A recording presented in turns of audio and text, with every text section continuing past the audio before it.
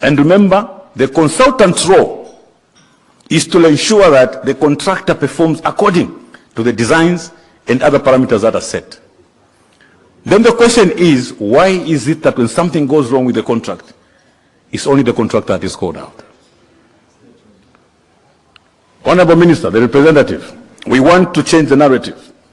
For as long as there's a consultant on site, if something is wrong with the performance of that contract, it's the consultant that must respond.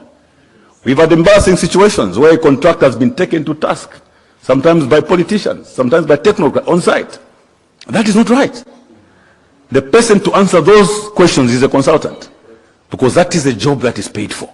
He was paid to manage the contractor. So the misunderstanding of the roles of these three parties, being the client, the consultant, and the contractor, is what has brought most of the challenges in this sector. For instance, if you talk about quality of work, it points to that. Okay, you talk about contract administration that I pointed out earlier. It points to that. You would even go, for instance, to issues of overpricing, because a contractor simply responds to a tender. Who comes up with the design? Who provides for these quantities? You will agree with me from a practical point that in many cases, most of these tenders go out with quantities that are underprovided.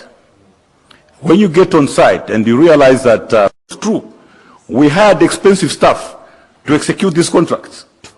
Now, with no payment, delayed payments, you began to lose your staff.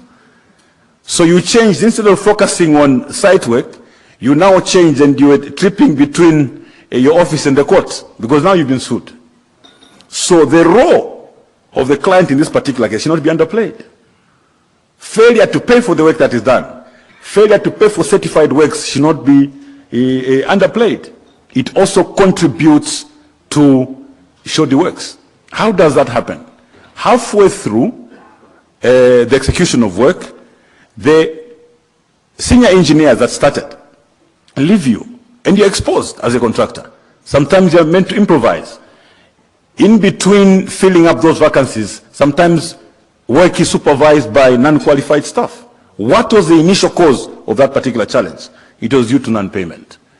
And I think cleverly, a government never really comes out to say the delayed payments or non-payments has contributed to some of the incomplete works and some of the bad quality work that we are seeing on the ground. So to summarize that point, we are saying the misunderstanding of these roles have been responsible for some of the challenges that the sector faces. So going forward, we also have a doctrine, speaking as a lawyer, a doctrine of privity of contract.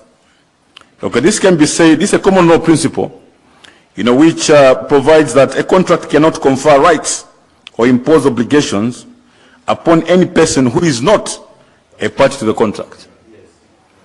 What we have today is that anybody and everybody is free to comment on a contract. The classical case is the FTJ University case of $33 million. If you went to Facebook a few weeks ago, it was awash with comments of how even I was part of that saga, because I served as minister for Northern Province, where FTJ was in Wapula, we had Ntumpa in Kasama. We had people demonstrating in Kasama against me, that Mundubile took money, part of the $33 million. Now, this is because we have left it too open that even people that are not privy to the contract, to understand the intricate details of particular contracts, can comment. In this particular case, if something goes wrong with the contract, or there are some concerns regarding a particular contract, as was the case with FTJ University, we needed government to respond. We needed the consultant to respond, and the contractor. All of us need to stay away and wait for these parties to give their position on this particular contract. Honorable, you remember I was on radio in Wapula. I was almost lynched over the same contract because I was giving a perspective from a professional point of view. I said, I may not be privy to all the details, but as far as I'm concerned, in these contracts, government is never exposed.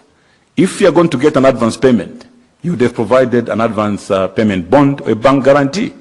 In which case, if you're running away with that money, you're just running away from yourself, because government will simply cash the bond and get their money. So when I gave that perspective, it didn't go very well with some of the people that had been convinced to say we stole $33 million. So it's unfortunate because we do not respect the privity of contract. We need to get to a place where we respect professionals for who they are. If something goes wrong, call the engineers. Can they speak? Put them on camera.